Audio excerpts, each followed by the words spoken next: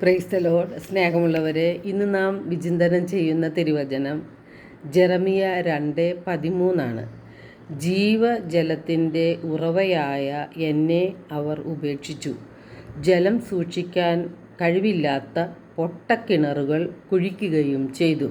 അപ്പോൾ ജെറമിയ പ്രവാചകനിലൂടെ കർത്താവ് അരുളി ചെയ്യുന്നതാണ്, എൻ്റെ ജനം എന്നെ ഉപേക്ഷിച്ചു എന്ന്.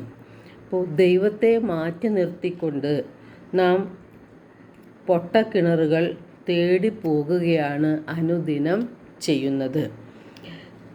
നാം പരാജയപ്പെടുവാനോ ദുഃഖിക്കുവാനോ അല്ലെങ്കിൽ വിഷമം അനുഭവിക്കുവാനോ ദൈവം ആഗ്രഹിക്കുന്നില്ല.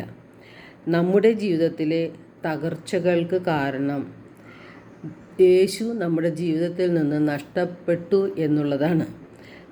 നമ്മുടെ ജീവിതത്തിൽ ഉണ്ടാകുന്ന തകർച്ചകളെപ്പറ്റി നാം പലപ്പോഴും വിഷമിക്കാറുണ്ട്, പരാതി പറയാറുണ്ട്. എന്നാൽ നമ്മുടെ തകർച്ചയ്ക്ക് കാരണം നാം കണ്ടെത്തുകയാണെങ്കിൽ നമുക്കത് പരിഹരിക്കാനും സാധിക്കും. ദൈവത്തിന് അസാധ്യമായി ഒന്നും തന്നെയില്ല. മനുഷ്യന് അസാധ്യമാണെന്ന് കരുതുന്ന കാര്യങ്ങൾ ദൈവത്തിന് സാധ്യമാണ്. അപ്പോൾ അതിനാൽ നമ്മുടെ ജീവിതത്തിൽ ദൈവത്തിന് ഒന്നാം സ്ഥാനം കൊടുത്തുകൊണ്ട്, ദൈവത്തിൽ ആശ്രയിച്ചുകൊണ്ട്, ദൈവഹിതം നിറവേറ്റി ജീവിക്കുമ്പോഴാണ് നമ്മുടെ തകർച്ചകളെല്ലാം മാറി ഐശ്വര്യപൂർണമായ ഒരു ജീവിതം തന്ന് ദൈവം നമ്മെ അനുഗ്രഹിക്കുന്നത്.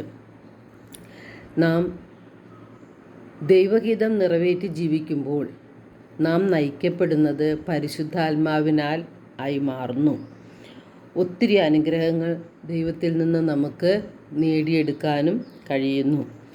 നാം പലപ്പോഴും അനുഗ്രഹം കിട്ടിക്കഴിഞ്ഞാൽ പിന്നെ ദൈവത്തെ ഉപേക്ഷിച്ച് നമ്മുടെ സ്വന്തം ഇഷ്ടങ്ങളും താല്പര്യങ്ങളും നിലനിർത്തി ഈ ലോകത്തിൻ്റെ കയ്യടികൾ വാങ്ങാനായിട്ട് അതിനായി പരിശ്രമിക്കുകയും ജീവിക്കുകയും ചെയ്യുന്നവരാണ്.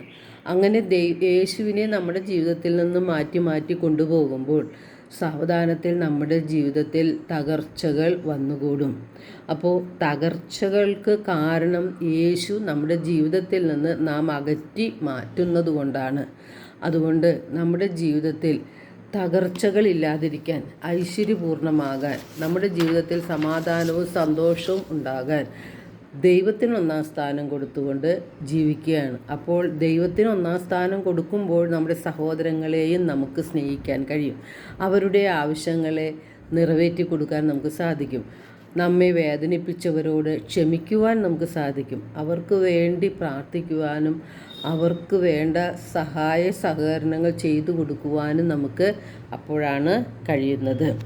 പുറപ്പാട് 14:14 തിരുവചനം പറയുന്നു, കർത്താവ് നമുക്ക് വേണ്ടി യുദ്ധം ചെയ്തുകൊള്ളും. അപ്പോൾ നാം കർത്താവിൻ്റെ ഇഷ്ടം നിറവേറ്റി ജീവിക്കുന്നവരാകുമ്പോൾ കർത്താവ് നമ്മുടെ കാര്യത്തിൽ ഇടപെടുകയും കർത്താവ് നമുക്ക് വേണ്ടി യുദ്ധം ചെയ്യുകയും ചെയ്യും. ദൈവത്തെ കൂടാതെ നമുക്ക് ഒന്നും തന്നെ ചെയ്യുവാൻ സാധിക്കുകയില്ല എന്ന് യേശുനാഥൻ പറഞ്ഞിട്ടുണ്ട്. ഇപ്പോൾ ലോക അവസാനം വരെ ഞാൻ നിങ്ങളോട് കൂടെ ഉണ്ടായിരിക്കും എന്ന് വാഗ്ദാനം ചെയ്ത യേശുവിൽ വിശ്വസിച്ചുകൊണ്ട് അനുദിനം ദൈവത്തിൻ്റെ ഹിതം നിറവേറ്റി ജീവിക്കുന്നവരായി നമുക്ക് മാറാം. എല്ലാവർക്കും ഒരു നല്ല ദിനം ആശംസിക്കുന്നു. ദൈവം നമ്മെ ഓരോരുത്തരെയും സമൃദ്ധമായി അനുഗ്രഹിക്കട്ടെ.